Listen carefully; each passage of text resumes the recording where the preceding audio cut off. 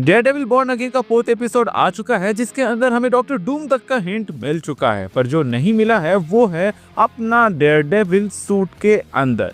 तो जानते हैं कि इस एपिसोड में हमें क्या दिखाया गया। तो शुरुआत से शुरू करते हैं, जिसके अंदर हमें ये दिखाया जाता है कि व्हाइट टाइगर मारा जा चुका है और उसका mask and emulate Matt Murdock को दे दिया जाता है, जो कि थोड़ा सा सरप्राइजिंग है क्योंकि जिसने भी उसको मारा है वो एम्यूलेट चुरा सकता था, बट उसने ऐसा नहीं किया। एंड ये एम्यूलेट इतना मैटर इसलिए करता है क्योंकि इसके अंदर पावर्स है। तो मान लो कि जिसने भी मारा है या फिर कोई और इसको चुरा लेता तो उसको पावर्स मिल जाते, बट ऐसा ना होने के दो पॉसिबल रीजन हो सकते हैं। पहला रीजन ये है कि मैट ने ये सब चीज एंजेला को दे दिया है और एंजेला हेक्टर की नीस है, जो अगर हम कॉमिक्स की माने तो वो अपने अंकल की डेथ के बाद से व्हाइट टाइगर बनती है। एंड ये सेंस भी बनाता है क्योंकि अगर एम्यूलेट नहीं रहेगा तो फिर ये व्हाइट टाइगर कैसे बनेगी। पर वहीं दूसरा रीजन है कि जो ये कॉप्स है वो पनिशर के फैन बॉय है। ये लोग किसी के पावर के पीछे नहीं जाते, ये लोग पुलिस होने पर प्राइड लेते हैं और ये बिना किसी पावर्स के अपना रूल सर्व करना चाहते हैं, जैसे पनिशर करता है, बस गन्स के साथ। इसीलिए उन्होंने व्हाइट टाइगर को मारने के बाद ज्यादा कुछ नहीं सोचा और उस एम्यूलेट को नहीं लिया। पर इस एपिसोड में मैट ऑफिसर पॉवेल से भी मिलता है, जहां मैट को पता चलता है कि उसको व्हाइट टाइगर की डेथ के बारे में कुछ नहीं पता। अब तुम सोच रहे होगे कि अगर एंजेला व्हाइट टाइगर बनेगी तो जिस व्हाइट टाइगर को हम लोग जानते हैं यानी कि एवा, उसका क्या होगा। तो कॉमिक्स में एंजेला व्हाइट टाइगर बनती है, पर वो खुद आगे जाके एक क्रिमिनल बन जाती है और तब जाके एवा व्हाइट टाइगर बनती है। और जैसा गुस्सा एंजेला भी शो में दिखा रही है, वो भी प्रॉपर हीरो नहीं बनने वाली, तो हमें फ्यूचर में एवा देखने को मिलेगी। अब वही इसके बाद मैट मर्डॉक खुद इन्वेस्टिगेट करने जाता है, जहां उसे वो बुलेट मिलती है जिससे हेक्टर की डेथ हुई थी, जिस पर पनिशर का लोगो। एंड फाइनली हमें फ्रैंक की एंट्री देखने को मिलती है, जिसको पता है कि कुछ लोग और कॉप्स उसके फैनबॉय बन के रोड में ये हरकतें कर रहे हैं। अब यहाँ मैट पनिशर से लड़ता है और उसे बोलता है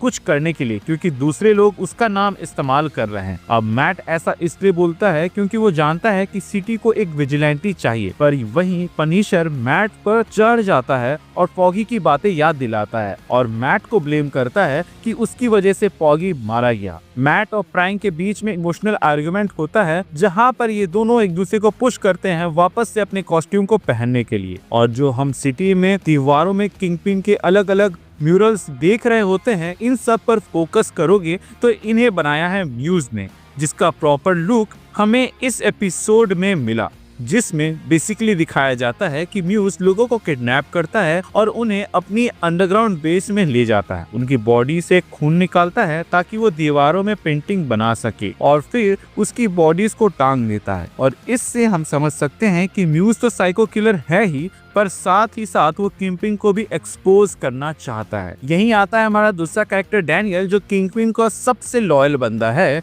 पर नशे में वो बीबी के सामने, जो कि एक रिपोर्टर है, वो बता देता है किंगपिन के काम के बारे में। और इसके चलते बीबी एक और न्यूज पब्लिश कर देती है विल्सन फिस्क के अगेंस्ट। फिस्क जो ट्राई कर रहा है न्यूयॉर्क का हीरो बनने का, पर ऐसी नेगेटिव न्यूज के चलते लोग अभी उस पे भरोसा नहीं कर पा रहे। उसके बाद हम देखते हैं कि वेनेसा और फिस्क अभी भी थेरेपी में है। वेनेसा फिस्क के उसे छोड़ के जाने के चक्कर में एडम नाम के बंदे के साथ रिलेशनशिप में आ गई थी, पर फिर फिस्क वापस आ गया और जब से फिस्क और एडम की बात हुई है तब से एडम कहीं दिखा नहीं है। अब यहाँ फिस्क बोलता है कि उसने बस एडम से बात की थी, पर क्लाइमेक्स में हमें दिख जाता है कि फिस्क ने असल में एडम को किडनैप करके रखा है, क्योंकि किंगपिन कभी किसी को माफ नहीं करता।